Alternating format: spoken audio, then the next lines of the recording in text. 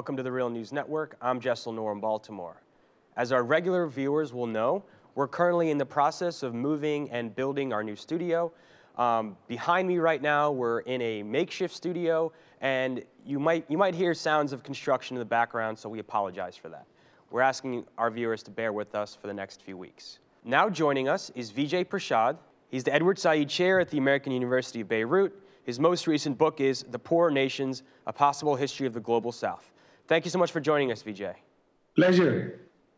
So Vijay, you're in Beirut right now. We know there's been a lot of violence and a few bombings that have happened there recently in the last few weeks. You have an upcoming piece coming out in The Hindu about what's been going on there.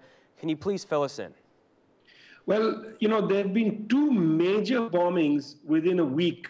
One that took place in downtown Beirut, which killed a former Lebanese ambassador to the United States, Lebanese finance minister, Mohammed Chattah. Then there was a bombing just yesterday in the southern suburbs of Beirut, which killed about 4 or 5 people, wounded about 80 people. These have become, I think, the frequency of them has alarmed people. It has certainly alarmed government a great deal. And one of the things to keep in mind about car bombs, frequent as they might be in Beirut, they are very disturbing because they're very hard to pinpoint, who has done this. Very rarely do car bombs come with a claim of responsibility. That seems to be happening less and less. And it's very hard forensically to figure out who has sent this message to whom. Things are not very clear, and because they are not clear, there's a great deal of tension. And I know there's been pro-Syrian forces, Hezbollah has been targeted in some of these attacks, but also anti-Syrian leaders have also been targeted. Can you talk about the causes of this violence and how much of this perhaps is a spillover from what's happening in Syria right now? Well, as I say, it's very hard to precisely say which bombing is related to what particular political tendency specifically.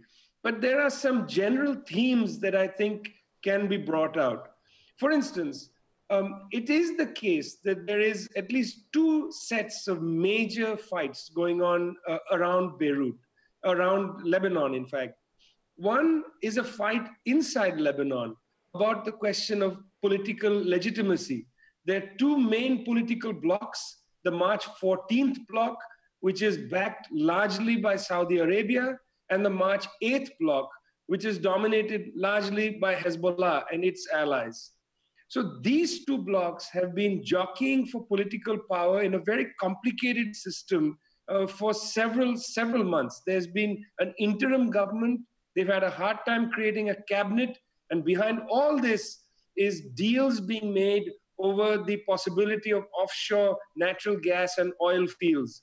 This political tension, the inability to make any kind of deal inside the country has been linked to the fact that the March 14th bloc, the bloc that is close to Saudi Arabia, has wanted Hezbollah to, in a sense, demilitarize, to put its fighters under the authority of the Lebanese military, or indeed to disband entirely. And so this is one major fight inside Lebanon. The question of Hezbollah's militia, the question of who gets sovereignty over force. Linked to that is the second set of issues, which is the support that these 2 blocs have provided to the fight in Syria. Largely, although not entirely, the March 14th bloc backs the opposition in Syria. And again, largely, but not entirely, the March 8th bloc backs the Assad regime. It has to be said that people in Hezbollah don't say they back the Assad regime. What they say is we have terrible choices, and this is the choice we have to make. So these, not competing, but these sets of issues, the question of the politics of Lebanon, the question of who has the monopoly of violence inside Lebanon, whether the military or Hezbollah has some part of it, then the issue of the Syrian civil war, who supports whom in that war, these things have all raised the political stakes greatly. Because there's no effective space to have a political dialogue, violence breaks out. And finally, Vijay, you mentioned Saudi Arabia. The BBC has reported that Saudi Arabia has given the Lebanese government $3 billion to buy weapons from France. How does this fit into the equation? Well, right after the bomb blast that killed Mohammed Shatta, who was the former finance minister, a major advisor to Saad Hariri, who's the leader of the March 14th bloc. Mr. Hariri, as it turns out, lives between Saudi Arabia and Paris, does not live in Lebanon. After his assassination, the Saudi government pledged to the Lebanese government $3 billion, which was going to come through France. In other words, the Saudis would hand over $3 billion to the French. The French would then, with the Lebanese government, and that the Israelis will be there to make sure that this shopping list is not something that they are angry about, will then transfer arms to the Lebanese military. In other words, it looks like this is money for internal security in Lebanon, not to fight against Israel with.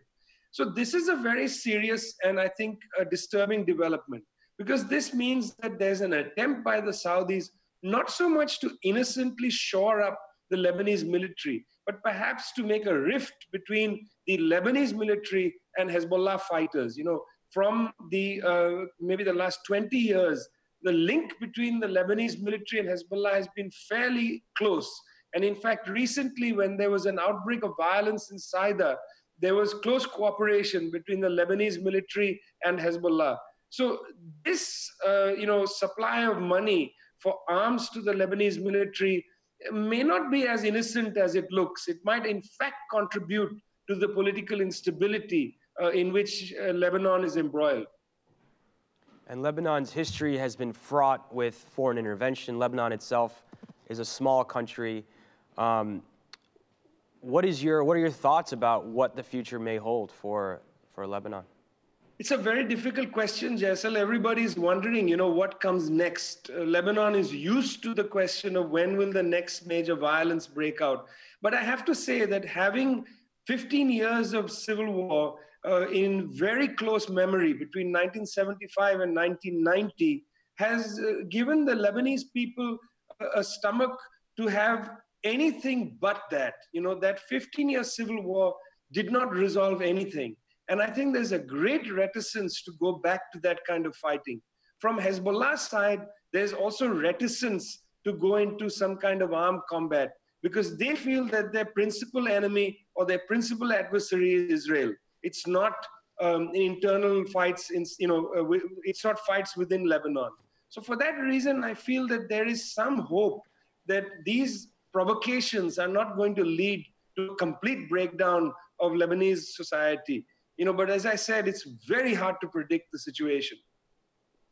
Vijay Prashad, thank you so much for joining us. Thank you. You can follow us at The Real News on Twitter. Tweet me questions and comments at Jessel Noor. Thank you so much for joining us.